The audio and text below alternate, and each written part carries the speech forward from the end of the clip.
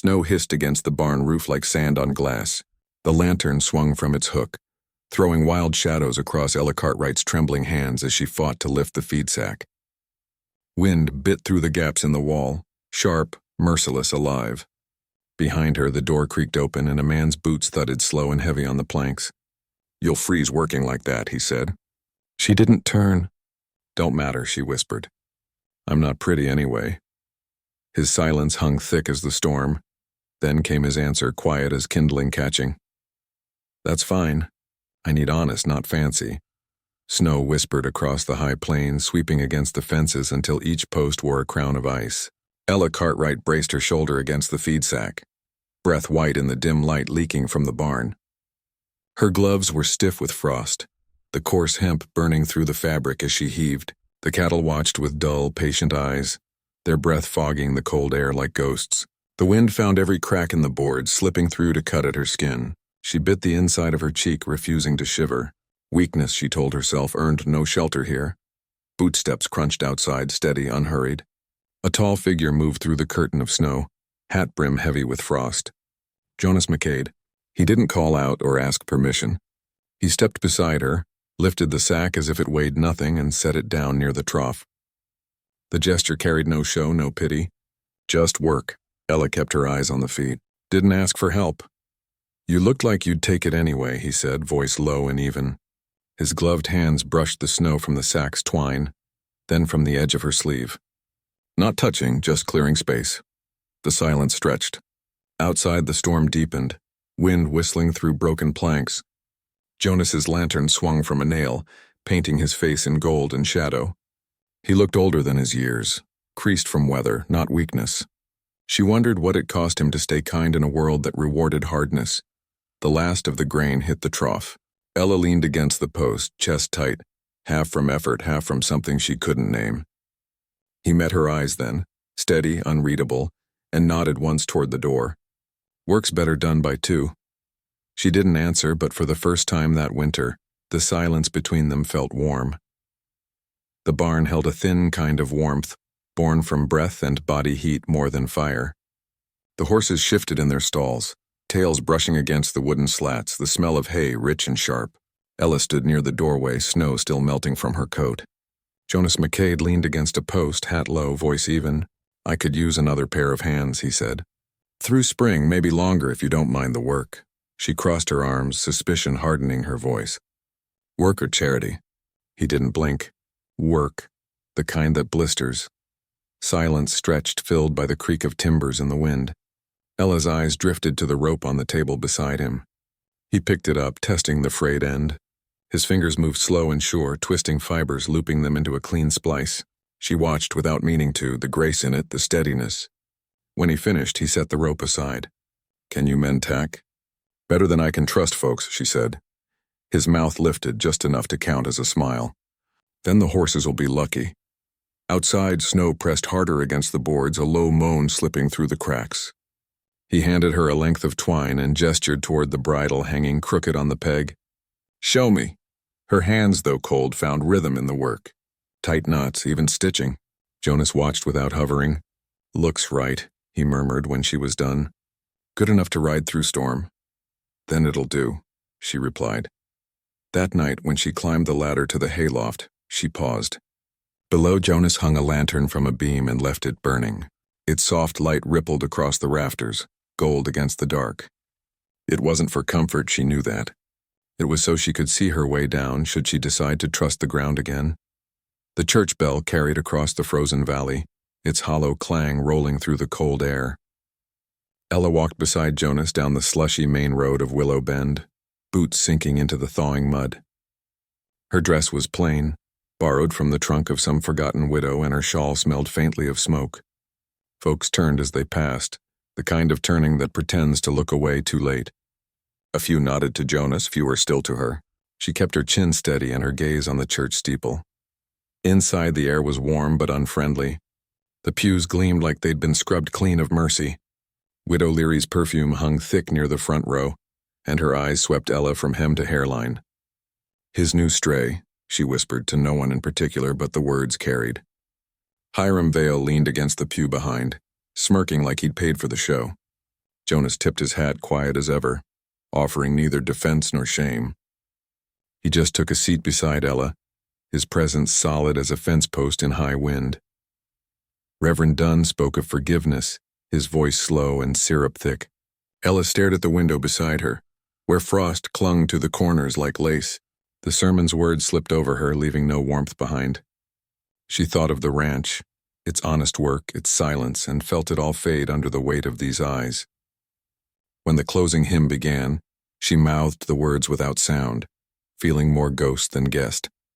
Outside, sunlight struck the muddy street, melting snow into rivulets that gleamed like veins of glass. Hiram stepped out from the saloon porch, tipping his hat with false charm. "McCade," he called. "Heard you keep your barns warmer than your vows." Jonas's jaw tightened. He didn't reply, just gave that long, slow look that makes a man remember he's mortal. He helped Ella into the wagon without a word. Only when she glanced down later did she notice it. The deep dent pressed into the rail where his hand had been. The days lengthened, softening around the edges. Snowmelt ran in silver threads through the pasture, turning the earth slick and alive. The air still bit, but it carried birdsong now, thin and testing like the land itself wasn't sure it believed in spring. Ella worked outside the barn, the harness spread across her knees, patching the cracked leather with neat, deliberate stitches.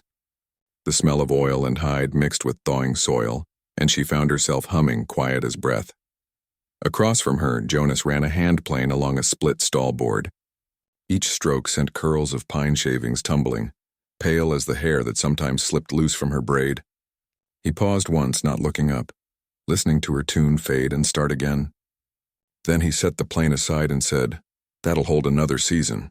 The river was louder that afternoon, too loud.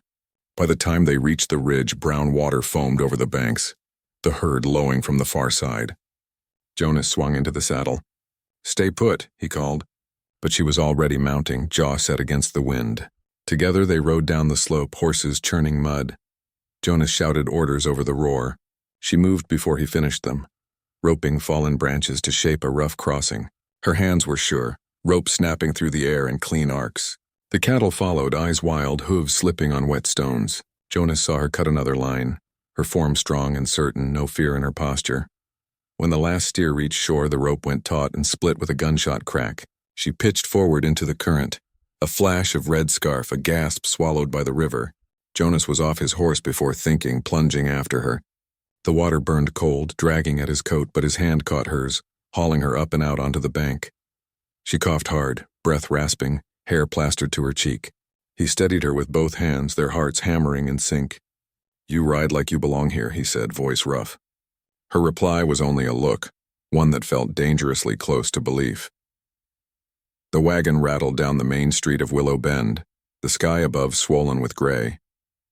Jonas guided the team steady, while Ella kept her eyes on the hides piled behind them, still damp from the thaw. The smell of tanned leather mixed with dust and smoke from the smithy down the way. Folks stopped what they were doing to watch. Some nodded. Most didn't. She felt the weight of their stares like burrs beneath her collar. Inside the trading post, Hiram Vale was already talking. His voice carried through the half-open door, slick with amusement.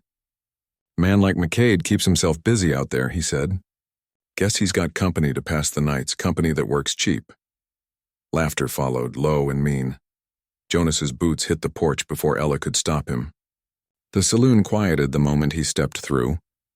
He didn't shout, didn't raise a fist. He just walked up to Hiram, slow as a drawn-out breath, and said, "You talk about her again, you'll need a new jaw to do it." No one moved. The piano player lifted his hands off the keys. Even the dust motes seemed to hang still. Hiram tried a smile, but it faltered under Jonas's stare. The man backed down without another word, leaving his drink untouched on the counter. Jonas turned, jaw set, and left the room to silence. Outside, Ella caught up to him. "You shouldn't have done that," she said softly.